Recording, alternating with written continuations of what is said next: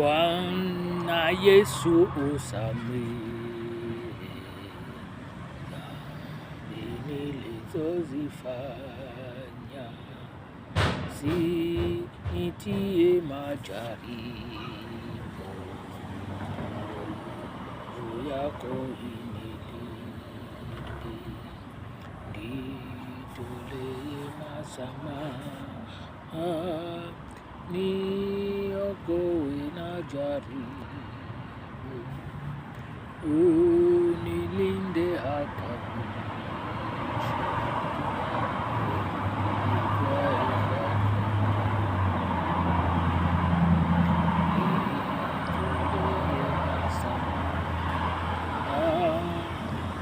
niokoe na jaribu, unilinde hata nitwae kwako. Bwana Yesu, samehe dhambi ninazozifanya kwa kujua na kutokujua. Tu wanadamu wenye dhambi tunavaa mwili dhaifu ambao unatuingiza dhambini muda wote. Upende usitake mwanadamu, wewe usijivunie mwili huu, maana unaweza kuingiza dhambini muda wote. Tunapaswa kujihoji siku kwa siku na kujua kwamba neema ya Kristo ipo.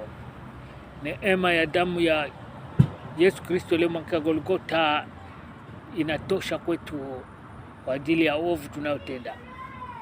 Haijalishi wewe unatenda dhambi gani, haijalishi wewe unaenda kinyume na mapenzi ya Mungu, haijalishi wewe unamkasirisha Mungu, haijalishi wewe unamtukana Mungu, lakini ujue ya kwamba Mungu amekupenda zaidi, na amekupenda zaidi maana amekupenda tangu mwanzo, na ahadi yake ilikuwa ni wewe uishi milele katika furaha.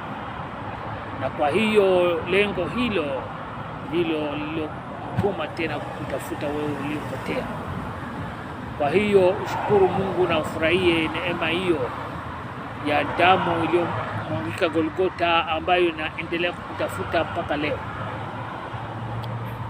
Ndugu, dunia isi makao yetu, maana tumeona wengi waliopita mbele zetu hawapo, wametoweka. Walikuwa binadamu kama sisi, walitenda, walifurahi, walitumika, walipata, walifanikiwa kama vile kizazi hiki kinachofanya kwa sasa, lakini hawapo.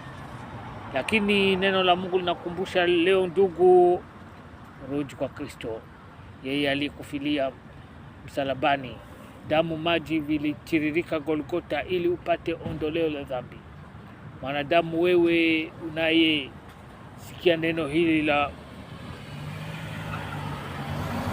Mungu, ujue ni neema kuu kwako, maana kuna muda ambapo tutatafuta neno la Mungu katika dunia hii tutalikosa. Kuna muda neno la Mungu la kweli litatoweka duniani. Watu watatafuta neno hawatalipata, lakini neema ya Kristo ingalipo inakutafuta na kubembeleza wewe mwanadamu.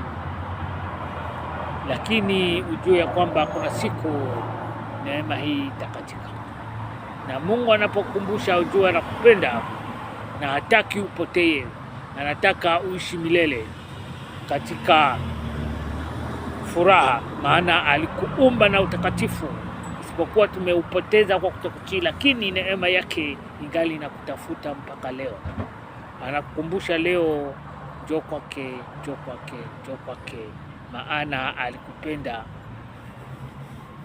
na shabaha yake ili uishi milele. Ndugu yangu, kata kamba ya vifungo inayokufunga, minyororo ya giza inayokufunga, uikate, uje kwa Kristo.